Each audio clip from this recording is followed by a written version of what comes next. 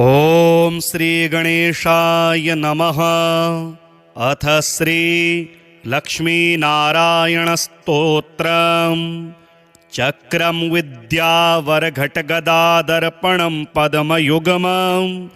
दोर्भिरबिभ्रत्सुरुचिरतनुं मेघविद्युन्निभाभं गाढोत्कण्ठं विवशमनिशं पुण्डरीकाक्षलक्ष्म्योः एकीभूतं वपुरवतुवः पीतकौशेयकान्तं शङ्खचक्रगदापद्म कुम्भादर्शाब्जपुस्तकं बिभ्रतं मेघचपल वर्णं लक्ष्मीहरिं भजे। विद्युत्प्रभाश्लिष्टघनोपमानौ शुद्धाशये बिम्बितशुप्रकाशौ चित्ते चिदाभौ कलयामि लक्ष्मी नारायणौ सत्त्वगुणप्रधानौ लोकोद्भवस्थे मलयेश्वराभ्यां शोकोरुदीनस्थितिनाशकाभ्यां नित्यं युवाभ्यां नतिरस्तु लक्ष्मी नारायणाभ्यां जगतः पितृभ्यां सम्पत्सुखानन्दविधायकाभ्यां भक्तावनानारतदीक्षिताभ्यां नित्यं युवाभ्यां नतिरस्तु लक्ष्मी नारायणाभ्यां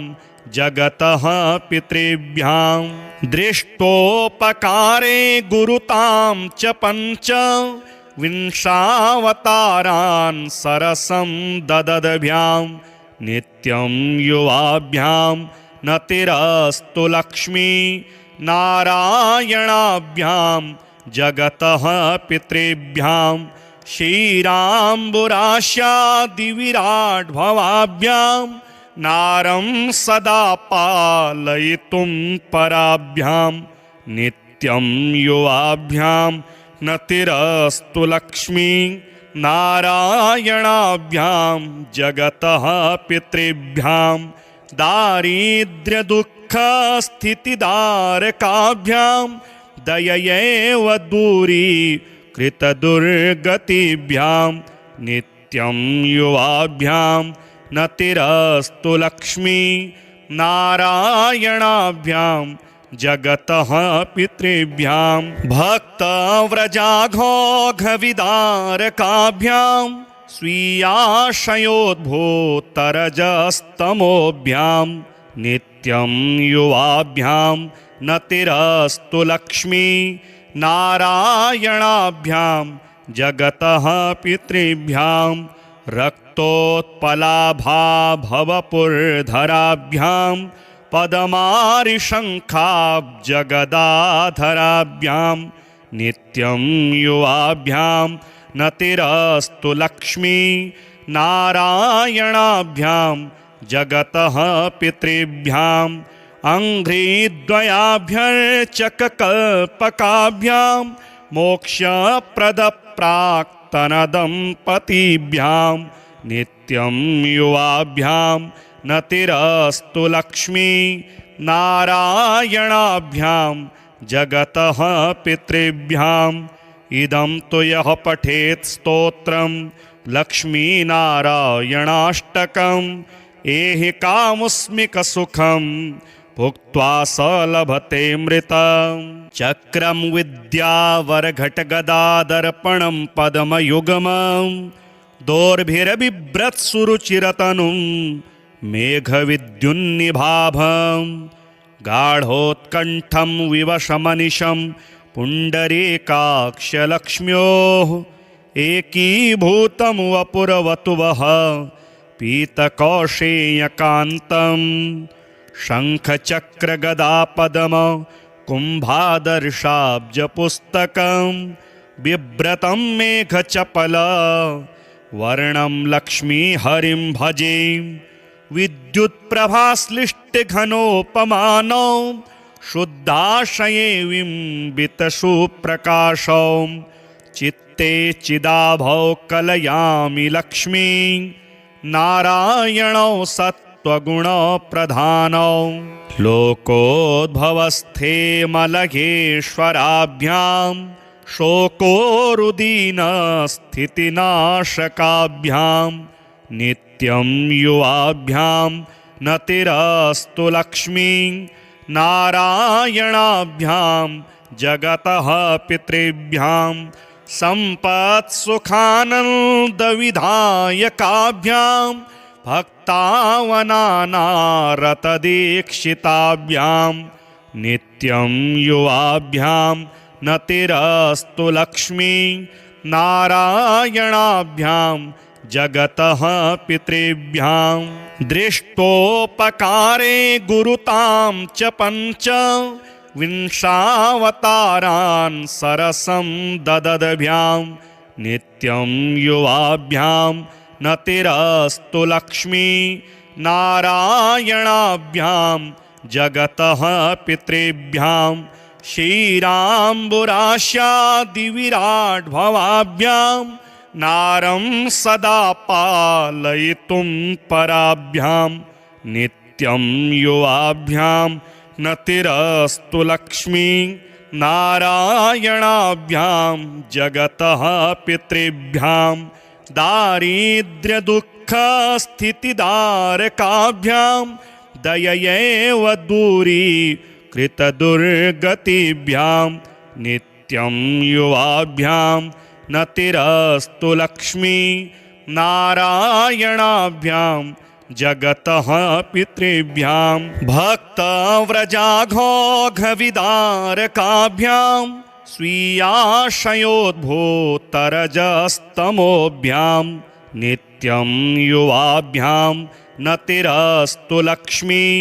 नारायणाभ्यां जगतः पितृभ्यां रक्तोत्पलाभाभवपुरधराभ्यां पदमारिशङ्खाब्जगदाधराभ्यां नित्यं युवाभ्यां नतिरस्तु लक्ष्मी नारायणाभ्यां जगतः पितृभ्यां अङ्घ्रिद्वयाभ्यर्चककल्पकाभ्यां मोक्षप्रदप्राक्तनदम्पतीभ्यां नित्यं युवाभ्यां नतिरस्तु लक्ष्मी नारायणाभ्यां जगतः पितृभ्याम् इदं तु यः पठेत् स्तोत्रं लक्ष्मीनारायणाष्टकम् एहि कामुस्मिकसुखं भुक्त्वा स लभतेऽमृतम् चक्रं विद्यावरघटगदादर्पणं पद्मयुगमं दोर्भिरबिभ्रत्सुरुचिरतनुं मेघविद्युन्निभाभं गाढोत्कण्ठं विवशमनिशं पुण्डरीकाक्षलक्ष्म्योः एकीभूतं वपुरवतुवः पीतकौशेयकान्तं शङ्खचक्रगदापद्म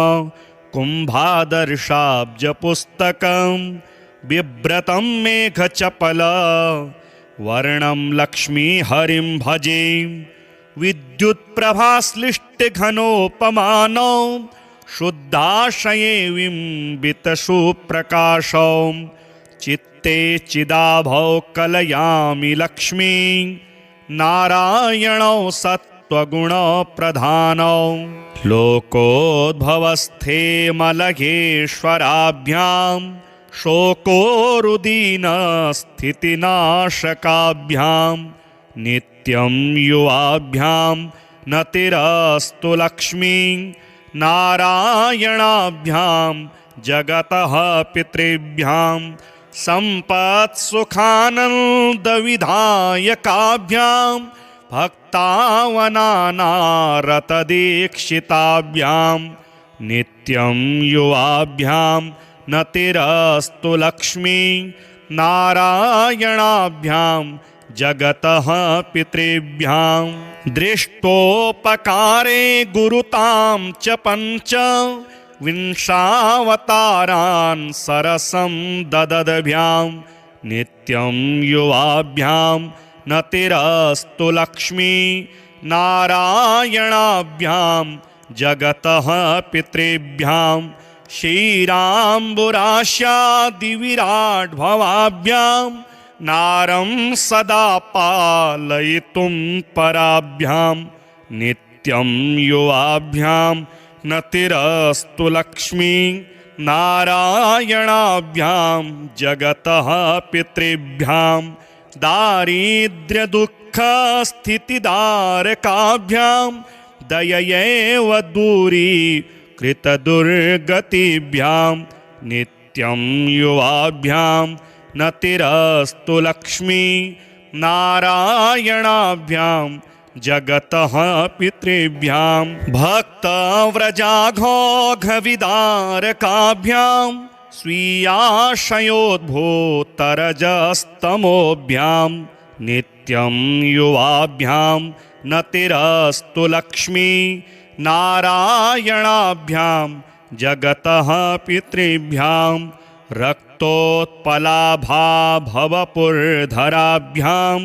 पदमारिशङ्खाब्जगदाधराभ्यां नित्यं युवाभ्यां नतिरस्तु लक्ष्मी नारायणाभ्यां जगतः पितृभ्यां अङ्घ्रिद्वयाभ्यर्चककल्पकाभ्यां मोक्षप्रदप्राक्तनदम्पतिभ्यां नित्यं युवाभ्यां नतिरस्तु लक्ष्मी नारायणाभ्यां जगतः पितृभ्याम् इदं तु यः पठेत् स्तोत्रं लक्ष्मीनारायणाष्टकम् एहि कामुस्मिकसुखं भुक्त्वा स लभते मृतं चक्रं विद्यावरघटगदादर्पणं पद्मयुगमं दोर्भिरबिभ्रत्सुरुचिरतनुं मेघविद्युन्निभाभं गाढोत्कण्ठं विवशमनिशं पुण्डरीकाक्षलक्ष्म्योः एकीभूतं वपुरवतुवः पीतकौशेयकान्तं शङ्खचक्रगदापद्म कुम्भादर्शाब्जपुस्तकं बिभ्रतं मेघचपल वर्णं लक्ष्मीहरिं भजे विद्युत्प्रभाश्लिष्टघनोपमानौ शुद्धाशये बिम्बितशुप्रकाशौ चित्ते चिदाभौ कलयामि लक्ष्मी नारायणौ सत्त्वगुणप्रधानौ लोकोद्भवस्थे मलयेश्वराभ्यां शोकोरुदीनस्थितिनाशकाभ्यां नित्यं युवाभ्यां नतिरस्तु लक्ष्मी नारायणाभ्यां जगतः पितृभ्यां सम्पत्सुखानन्दविधायकाभ्यां भक्तावनानारतदीक्षिताभ्यां नित्यं युवाभ्यां नतिरस्तु लक्ष्मी नारायणाभ्यां जगतः पितृभ्यां दृष्टोपकारे गुरुतां च पञ्च विंशावतारान् सरसं ददद्भ्यां नित्यं युवाभ्यां नतिरस्तु लक्ष्मी नारायणाभ्यां जगतः पितृभ्यां क्षीराम्बुराश्यादिविराड्भवाभ्यां नारं सदा पालयितुं पराभ्यां नित्यं युवाभ्यां नतिरस्तु लक्ष्मी नारायणाभ्यां जगतः पितृभ्यां दारिद्र्यदुःखस्थितिदारकाभ्यां दययैव दूरीकृतदुर्गतिभ्यां नित्यं युवाभ्यां नतिरस्तु लक्ष्मी नारायणाभ्यां जगतः पितृभ्यां भक्तव्रजाघोघविदारकाभ्यां स्वीयाशयोद्भूतरजस्तमोभ्यां नित्यं युवाभ्यां नतिरस्तु लक्ष्मी नारायणाभ्यां जगतः पितृभ्यां रक्तोत्पलाभाभवपुर्धराभ्यां पद्मारिशङ्खाब्जगदाधराभ्यां नित्यं युवाभ्यां नतिरस्तु लक्ष्मी नारायणाभ्यां जगतः पितृभ्याम् अङ्घ्रिद्वयाभ्यर्चककल्पकाभ्यां मोक्षप्रदप्राक्तनदम्पतीभ्यां नित्यं युवाभ्यां नतिरस्तु लक्ष्मी नारायणाभ्यां जगतः पितृभ्याम् इदं तु यः पठेत् स्तोत्रं लक्ष्मीनारायणाष्टकम् एहि कामुस्मिकसुखं भुक्त्वा स लभते मृतं चक्रं विद्यावरघटगदादर्पणं पद्मयुग्मं दोर्भिरबिभ्रत्सुरुचिरतनुं मेघविद्युन्निभाभं गाढोत्कण्ठं विवशमनिशं पुण्डरीकाक्षलक्ष्म्योः एकीभूतं वपुरवतुवः पीतकौशेयकान्तं शङ्खचक्रगदापद्म कुम्भादर्शाब्जपुस्तकं बिभ्रतं मेघचपल वर्णं लक्ष्मीहरिं भजे विद्युत्प्रभाश्लिष्टघनोपमानौ शुद्धाशये बिम्बितसुप्रकाशौ चित्ते चिदाभौ कलयामि लक्ष्मी नारायणौ सत्त्वगुणप्रधानौ लोकोद्भवस्थे मलयेश्वराभ्यां शोकोरुदीनस्थितिनाशकाभ्यां नित्यं युवाभ्यां नतिरस्तु लक्ष्मी नारायणाभ्यां जगतः पितृभ्यां सम्पत्सुखानन्दविधायकाभ्यां भक्तावनानारतदीक्षिताभ्यां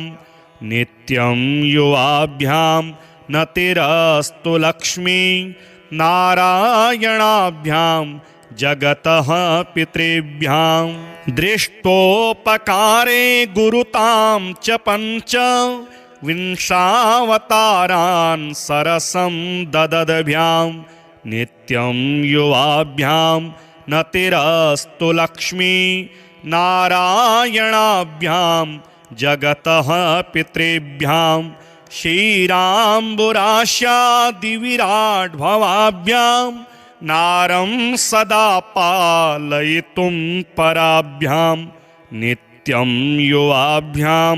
नतिरस्तु लक्ष्मी नारायणाभ्यां जगतः पितृभ्यां दारिद्र्यदुःखस्थितिदारकाभ्यां दययैव दूरीकृतदुर्गतिभ्यां नित्यं युवाभ्यां नतिरस्तु लक्ष्मी नारायणाभ्यां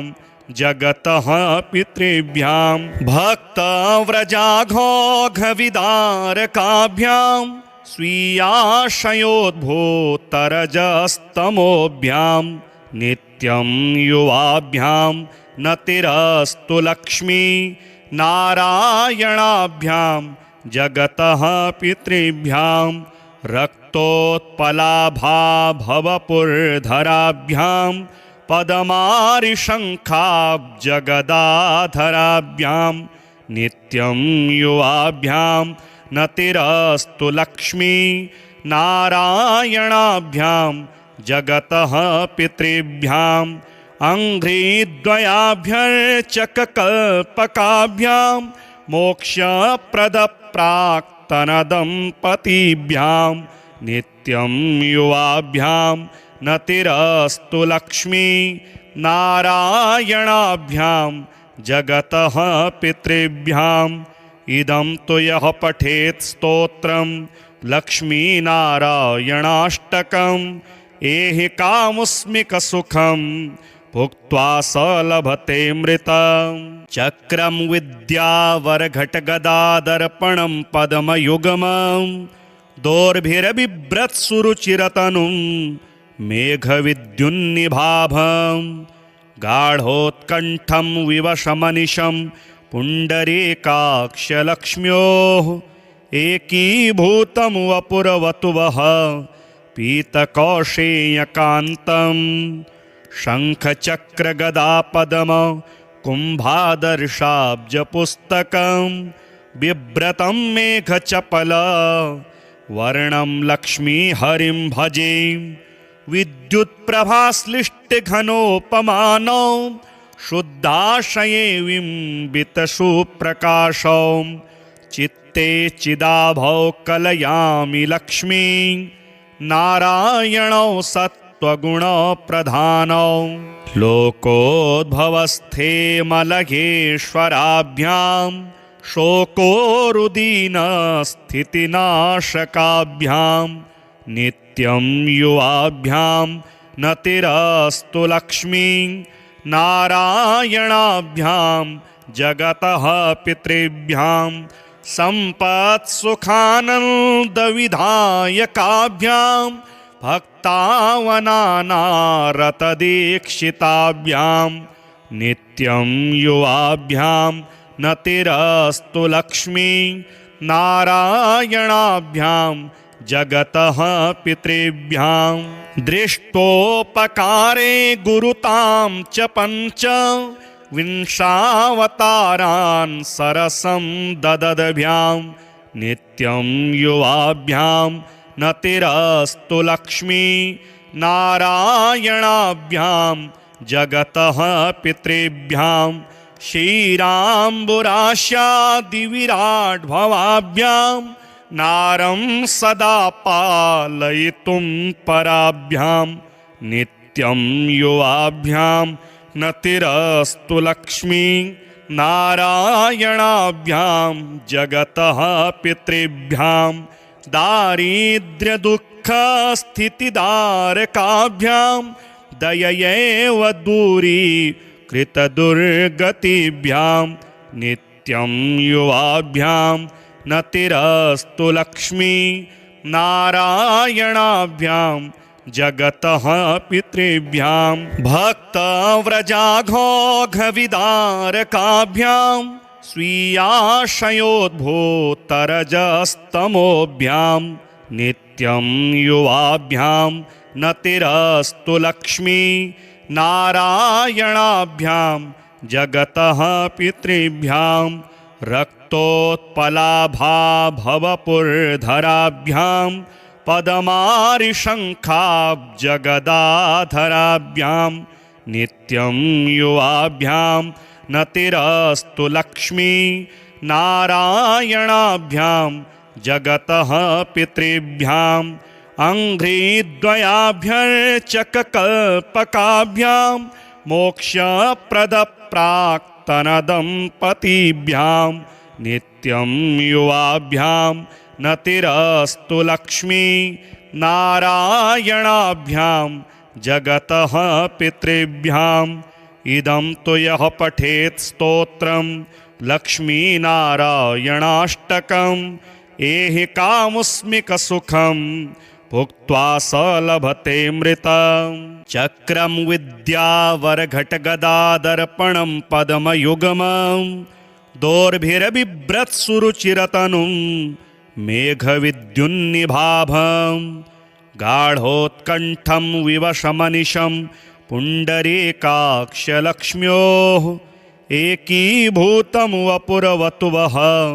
पीतकौशेयकान्तं शङ्खचक्रगदापदम कुम्भादर्शाब्जपुस्तकं बिभ्रतं मेघचपल वर्णं लक्ष्मीहरिं भजे विद्युत्प्रभाश्लिष्टघनोपमानौ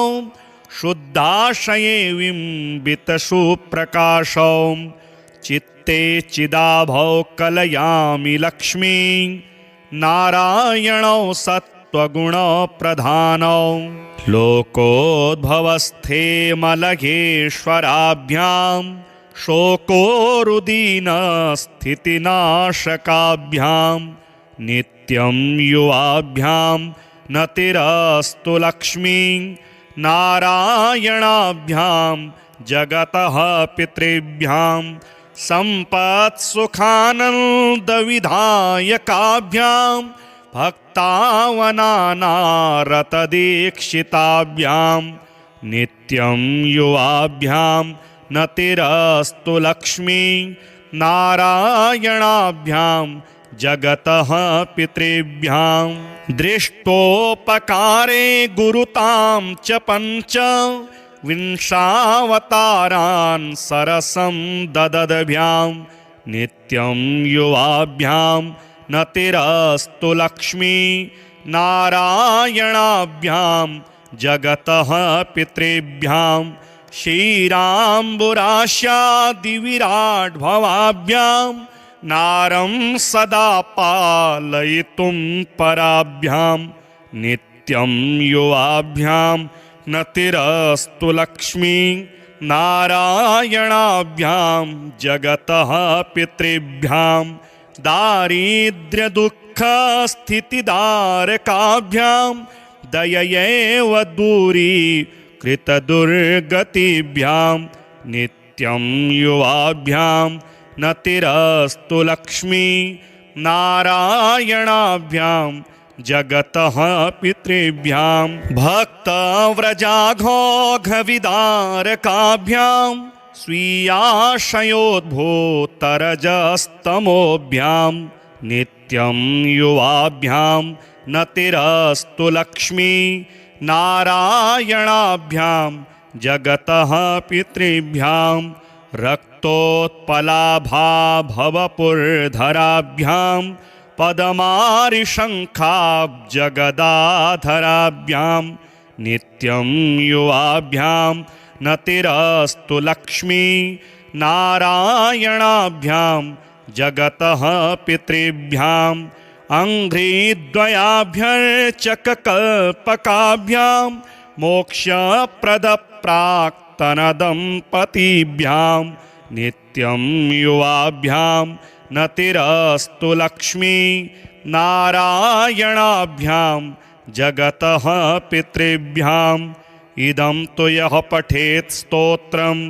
लक्ष्मीनारायणाष्टकम् एहि कामुस्मिकसुखं भुक्त्वा स लभते मृतं चक्रं विद्यावरघटगदादर्पणं पद्मयुगमं दोर्भिरबिभ्रत्सुरुचिरतनुं मेघविद्युन्निभाभं गाढोत्कण्ठं विवशमनिशं पुण्डरीकाक्षलक्ष्म्योः एकीभूतं वपुरवतुवः पीतकौशेयकान्तं शङ्खचक्रगदापद्म कुम्भादर्शाब्जपुस्तकं बिभ्रतं मेघचपल वर्णं लक्ष्मीहरिं भजे विद्युत्प्रभाश्लिष्टघनोपमानौ शुद्धाशये बिम्बितशुप्रकाशौ चित्ते चिदाभौ कलयामि लक्ष्मी नारायणौ सत्त्वगुणप्रधानौ लोकोद्भवस्थे मलघेश्वराभ्यां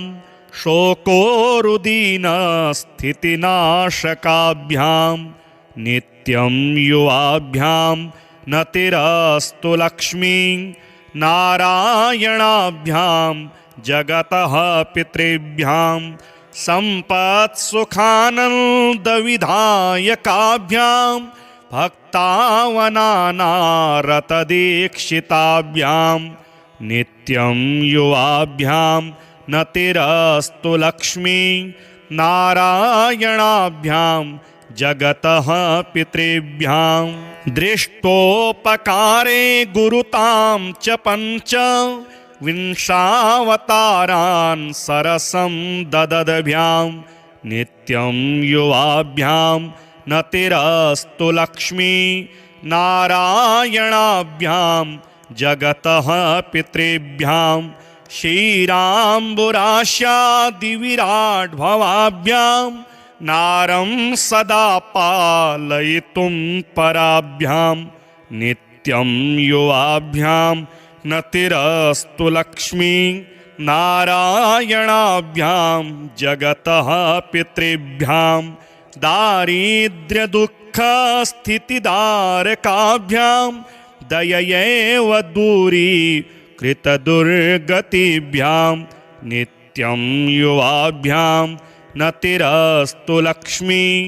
नारायणाभ्यां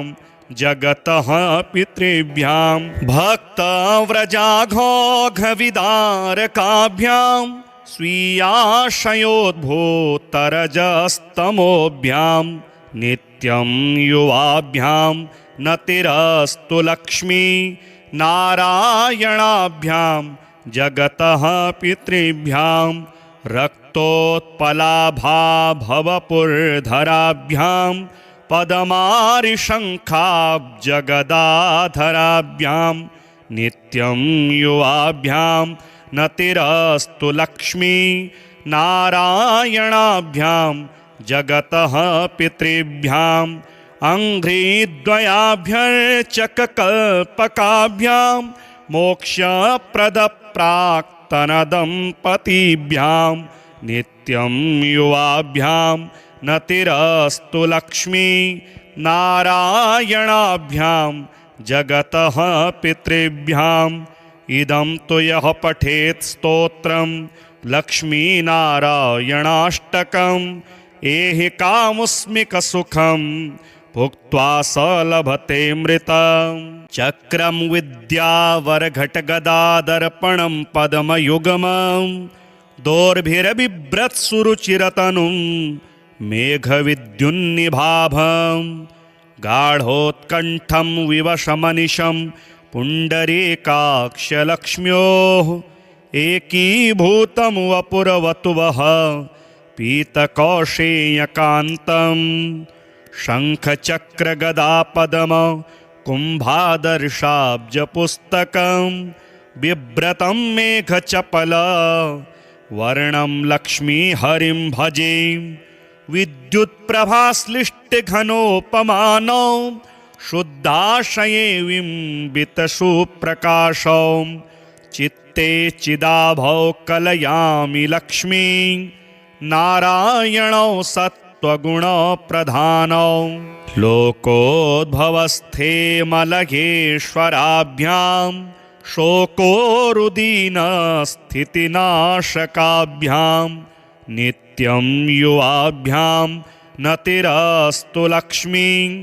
नारायणाभ्यां जगतः पितृभ्यां सम्पत्सुखानन्दविधायकाभ्यां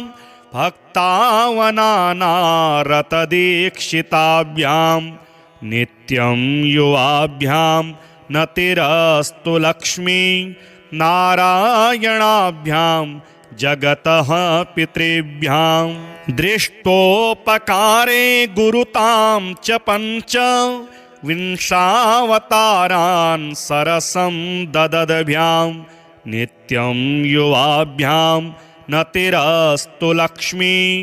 नारायणाभ्यां जगतः पितृभ्यां क्षीराम्बुराशादिविराड्भवाभ्यां नारं सदा पालयितुं पराभ्यां नित्यं युवाभ्यां नतिरस्तु लक्ष्मी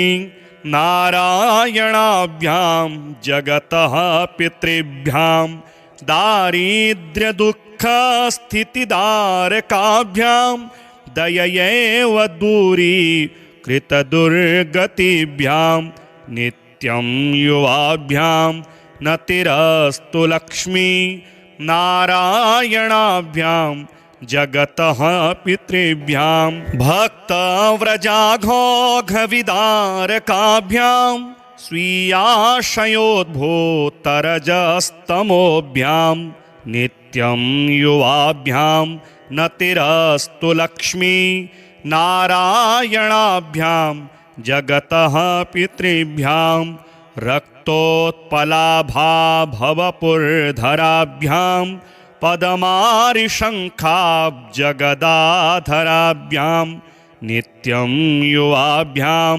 नतिरस्तु लक्ष्मी नारायणाभ्यां जगतः पितृभ्याम् अङ्घ्रिद्वयाभ्यर्चककल्पकाभ्यां मोक्षप्रदप्राक्तनदम्पतिभ्यां नित्यं युवाभ्यां नतिरस्तु लक्ष्मी नारायणाभ्यां जगतः पितृभ्याम् इदं तु यः पठेत् स्तोत्रं लक्ष्मीनारायणाष्टकम् एहि कामुस्मिकसुखं भुक्त्वा स लभते मृतं चक्रं विद्यावरघटगदादर्पणं पद्मयुग्मं दोर्भिरबिभ्रत्सुरुचिरतनुं मेघविद्युन्निभाभं गाढोत्कण्ठं विवशमनिशं पुण्डरीकाक्षलक्ष्म्योः एकीभूतं वपुरवतुवः पीतकौशेयकान्तं शङ्खचक्रगदापद्म कुम्भादर्शाब्जपुस्तकं बिभ्रतं मेघचपल वर्णं लक्ष्मीहरिं भजे विद्युत्प्रभाश्लिष्टघनोपमानौ शुद्धाशये बिम्बितशुप्रकाशौ चित्ते चिदाभौ कलयामि लक्ष्मी नारायणौ सत्त्वगुणप्रधानौ लोकोद्भवस्थे मलयेश्वराभ्यां शोकोरुदीनस्थितिनाशकाभ्यां नित्यं युवाभ्यां नतिरस्तु लक्ष्मी नारायणाभ्यां जगतः पितृभ्यां सम्पत्सुखानन्दविधायकाभ्यां भक्तावनानारतदीक्षिताभ्यां नित्यं युवाभ्यां नतिरस्तु लक्ष्मी नारायणाभ्यां जगतः पितृभ्यां दृष्टोपकारे गुरुतां च पञ्च विंशावतारान् सरसं ददद्भ्यां नित्यं युवाभ्यां नतिरस्तु लक्ष्मी नारायणाभ्यां जगतः पितृभ्यां क्षीराम्बुराशादिविराड्भवाभ्यां नारं सदा पालयितुं पराभ्यां नित्यं युवाभ्यां नतिरस्तु लक्ष्मी नारायणाभ्यां जगतः पितृभ्यां दारिद्र्यदुःखस्थितिदारकाभ्यां दययैव दूरीकृतदुर्गतिभ्यां नित्यं युवाभ्यां नतिरस्तु लक्ष्मी नारायणाभ्यां जगतः पितृभ्यां भक्तव्रजाघोघविदारकाभ्यां स्वीयाशयोद्भूतरजस्तमोभ्यां नित्यं युवाभ्यां नतिरस्तु लक्ष्मी नारायणाभ्यां जगतः पितृभ्यां रक्तोत्पलाभाभवपुर्धराभ्यां पद्मारिशङ्खाब्जगदाधराभ्यां नित्यं युवाभ्यां नतिरस्तु लक्ष्मी नारायणाभ्यां जगतः पितृभ्यां अङ्घ्रिद्वयाभ्यर्चककल्पकाभ्यां मोक्षप्रदप्राक्तनदम्पतिभ्यां नित्यं युवाभ्यां नतिरस्तु लक्ष्मी नारायणाभ्यां जगतः पितृभ्याम् इदं तु यः पठेत् स्तोत्रं लक्ष्मीनारायणाष्टकम् एहि कामुस्मिकसुखं भुक्त्वा स लभते मृतं चक्रं विद्यावरघटगदादर्पणं पद्मयुग्मं दोर्भिरबिभ्रत्सुरुचिरतनुं मेघविद्युन्निभाभं गाढोत्कण्ठं विवशमनिशं पुण्डरीकाक्षलक्ष्म्योः एकीभूतं वपुरवतुवः पीतकौशेयकान्तं शङ्खचक्रगदापद्म कुम्भादर्शाब्जपुस्तकं बिभ्रतं मेघचपल वर्णं लक्ष्मीहरिं भजे विद्युत्प्रभाश्लिष्टघनोपमानौ शुद्धाशये बिम्बितशुप्रकाशौ चित्ते चिदाभौ कलयामि लक्ष्मी नारायणौ सत्त्वगुणप्रधानौ लोकोद्भवस्थे मलयेश्वराभ्यां शोकोरुदीनस्थितिनाशकाभ्यां नित्यं युवाभ्यां नतिरस्तु लक्ष्मी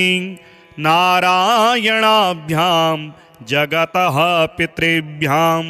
सम्पत्सुखानन्दविधायकाभ्यां भक्तावनानारतदीक्षिताभ्यां नित्यं युवाभ्यां नतिरस्तु लक्ष्मी नारायणाभ्यां जगतः पितृभ्यां दृष्टोपकारे गुरुतां च पञ्च विंशावतारान् सरसं ददद्भ्यां नित्यं युवाभ्यां नतिरस्तु लक्ष्मी नारायणाभ्यां जगतः पितृभ्यां क्षीराम्बुराशादिविराड्भवाभ्यां नारं सदा पालयितुं पराभ्यां नित्यं युवाभ्यां नतिरस्तु लक्ष्मी नारायणाभ्यां जगतः पितृभ्यां दारिद्र्यदुःखस्थितिदारकाभ्यां दययैव दूरीकृतदुर्गतिभ्यां नित्यं युवाभ्यां नतिरस्तु लक्ष्मी नारायणाभ्यां जगतः पितृभ्यां भक्तव्रजाघोघविदारकाभ्यां स्वीयाशयोद्भूतरजस्तमोभ्यां नित्यं युवाभ्यां नतिरस्तु लक्ष्मी नारायणाभ्यां जगतः पितृभ्यां रक्तोत्पलाभाभवपुरधराभ्यां पदमारिशङ्खाब्जगदाधराभ्यां नित्यं युवाभ्यां नतिरस्तु लक्ष्मी नारायणाभ्यां जगतः पितृभ्यां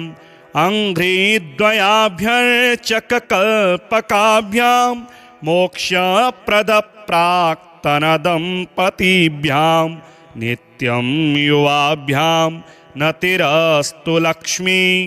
नारायणाभ्यां जगतः पितृभ्याम् इदं तु यः पठेत् स्तोत्रं लक्ष्मीनारायणाष्टकम् एहि कामुस्मिकसुखं भुक्त्वा स लभते मृतं चक्रं विद्यावरघटगदादर्पणं पद्मयुगमं दोर्भिरबिभ्रत्सुरुचिरतनुं मेघविद्युन्निभाभं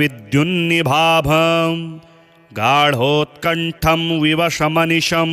पुण्डरीकाक्षलक्ष्म्योः एकीभूतं वपुरवतुवः पीतकौशेयकान्तं शङ्खचक्रगदापद्म कुम्भादर्शाब्जपुस्तकं बिभ्रतं मेघचपल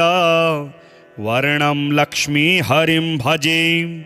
विद्युत्प्रभाश्लिष्टघनोपमानौ शुद्धाशये बिम्बितशुप्रकाशौ चित्ते चिदाभौ कलयामि लक्ष्मी नारायणौ सत्त्वगुणप्रधानौ लोकोद्भवस्थे मलयेश्वराभ्यां शोकोरुदीनस्थितिनाशकाभ्यां नित्यं युवाभ्यां नतिरस्तु लक्ष्मी नारायणाभ्यां जगतः पितृभ्यां सम्पत्सुखानन्दविधायकाभ्यां भक्तावनानारतदीक्षिताभ्यां नित्यं युवाभ्यां नतिरस्तु लक्ष्मी नारायणाभ्यां जगतः पितृभ्यां दृष्टोपकारे गुरुतां च पञ्च विंशावतारान् सरसं ददद्भ्यां नित्यं युवाभ्यां नतिरस्तु लक्ष्मी नारायणाभ्यां जगतः पितृभ्यां क्षीराम्बुराशादिविराड्भवाभ्यां नारं सदा पालयितुं पराभ्यां नित्यं युवाभ्यां नतिरस्तु लक्ष्मी नारायणाभ्यां जगतः पितृभ्यां दारिद्र्यदुःखस्थितिदारकाभ्यां दययैव दूरीकृतदुर्गतिभ्यां नित्यं युवाभ्यां नतिरस्तु लक्ष्मी नारायणाभ्यां जगतः पितृभ्यां भक्तव्रजाघोघविदारकाभ्यां स्वीयाशयोद्भूतरजस्तमोभ्यां नित्यं युवाभ्यां नतिरस्तु लक्ष्मी नारायणाभ्यां जगतः पितृभ्यां रक्तोत्पलाभाभवपुर्धराभ्यां पदमारिशङ्खाब्जगदाधराभ्यां नित्यं युवाभ्यां नतिरस्तु लक्ष्मी नारायणाभ्यां जगतः पितृभ्यां अङ्घ्रिद्वयाभ्यर्चककल्पकाभ्यां मोक्षप्रदप्राक्तनदम्पतीभ्यां नित्यं युवाभ्यां नतिरस्तु लक्ष्मी नारायणाभ्यां जगतः पितृभ्याम् इदं तु यः पठेत् स्तोत्रं लक्ष्मीनारायणाष्टकम् एहि कामुस्मिकसुखं भुक्त्वा स लभते मृतं चक्रं विद्यावरघटगदादर्पणं पद्मयुगमं दोर्भिरबिभ्रत्सुरुचिरतनुं मेघविद्युन्निभाभं गाढोत्कण्ठं विवशमनिशं पुण्डरीकाक्षलक्ष्म्योः एकीभूतं वपुरवतुवः पीतकौशेयकान्तं शङ्खचक्रगदापद्म कुम्भादर्शाब्जपुस्तकं बिभ्रतं मेघचपल वर्णं लक्ष्मीहरिं भजे विद्युत्प्रभाश्लिष्टघनोपमानौ शुद्धाशये बिम्बितसुप्रकाशौ चित्ते चिदाभौ कलयामि लक्ष्मी नारायणौ सत्त्वगुणप्रधानौ लोकोद्भवस्थे मलयेश्वराभ्यां शोकोरुदीनस्थितिनाशकाभ्यां नित्यं युवाभ्यां नतिरस्तु लक्ष्मी नारायणाभ्यां जगतः पितृभ्यां सम्पत्सुखानन्दविधायकाभ्यां भक्तावनानारतदीक्षिताभ्यां नित्यं युवाभ्यां नतिरस्तु लक्ष्मी नारायणाभ्यां जगतः पितृभ्यां दृष्टोपकारे गुरुतां च पञ्च विंशावतारान् सरसं ददद्भ्यां नित्यं युवाभ्यां नतिरस्तु लक्ष्मी नारायणाभ्यां जगतः पितृभ्यां क्षीराम्बुराशादिविराड्भवाभ्यां नारं सदा पालयितुं पराभ्यां नित्यं युवाभ्यां नतिरस्तु लक्ष्मी नारायणाभ्यां जगतः पितृभ्यां दारिद्र्यदुःखस्थितिदारकाभ्यां दययैव दूरीकृतदुर्गतिभ्यां नित्यं युवाभ्यां नतिरस्तु लक्ष्मी नारायणाभ्यां जगतः पितृभ्यां भक्तव्रजाघोघविदारकाभ्यां स्वीयाशयोद्भूतरजस्तमोभ्यां नित्यं युवाभ्यां नतिरस्तु लक्ष्मी नारायणाभ्यां जगतः पितृभ्यां रक्तोत्पलाभाभवपुर्धराभ्यां पदमारिशङ्खाब्जगदाधराभ्यां नित्यं युवाभ्यां नतिरस्तु लक्ष्मी नारायणाभ्यां जगतः पितृभ्यां अङ्घ्रिद्वयाभ्यर्चककल्पकाभ्यां मोक्षप्रदप्राक्तनदम्पतीभ्यां नित्यं युवाभ्यां नतिरस्तु लक्ष्मी नारायणाभ्यां जगतः पितृभ्याम् इदं तु यः पठेत् स्तोत्रं लक्ष्मीनारायणाष्टकम् एहि कामुस्मिकसुखं भुक्त्वा स लभते मृतं चक्रं विद्यावरघटगदादर्पणं पद्मयुगमं दोर्भिरबिभ्रत्सुरुचिरतनुं मेघविद्युन्निभाभं गाढोत्कण्ठं विवशमनिशं पुण्डरीकाक्षलक्ष्म्योः एकीभूतं वपुरवतुवः पीतकौशेयकान्तं शङ्खचक्रगदापद्म कुम्भादर्शाब्जपुस्तकं बिभ्रतं मेघचपल वर्णं लक्ष्मीहरिं भजे विद्युत्प्रभाश्लिष्टघनोपमानौ शुद्धाशये बिम्बितशुप्रकाशौ चित्ते चिदाभौ कलयामि लक्ष्मी नारायणौ सत्त्वगुणप्रधानौ लोकोद्भवस्थे मलयेश्वराभ्यां शोकोरुदीनस्थितिनाशकाभ्यां नित्यं युवाभ्यां नतिरस्तु लक्ष्मी नारायणाभ्यां जगतः पितृभ्यां सम्पत्सुखानन्दविधायकाभ्यां भक्तावनानारतदीक्षिताभ्यां नित्यं युवाभ्यां नतिरस्तु लक्ष्मी नारायणाभ्यां जगतः पितृभ्यां दृष्टोपकारे गुरुतां च पञ्च विंशावतारान् सरसं ददद्भ्यां नित्यं युवाभ्यां नतिरस्तु लक्ष्मी नारायणाभ्यां जगतः पितृभ्यां क्षीराम्बुराशादिविराड्भवाभ्यां नारं सदा पालयितुं पराभ्यां नित्यं युवाभ्यां नतिरस्तु लक्ष्मी नारायणाभ्यां जगतः पितृभ्यां दारिद्र्यदुःखस्थितिदारकाभ्यां दययैव दूरीकृतदुर्गतिभ्यां नित्यं युवाभ्यां नतिरस्तु लक्ष्मी नारायणाभ्यां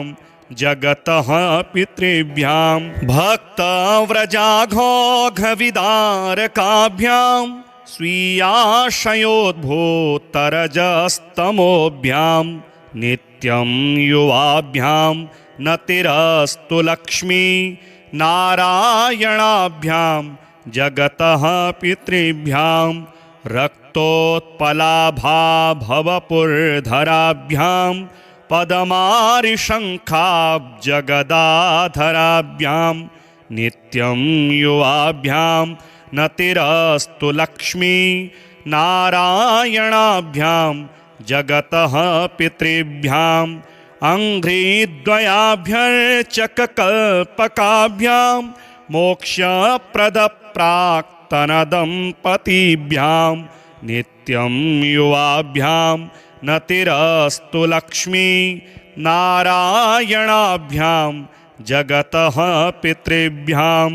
इदं तु यः पठेत् स्तोत्रं लक्ष्मीनारायणाष्टकम् एहि कामुस्मिकसुखं भुक्त्वा स लभते मृतम्।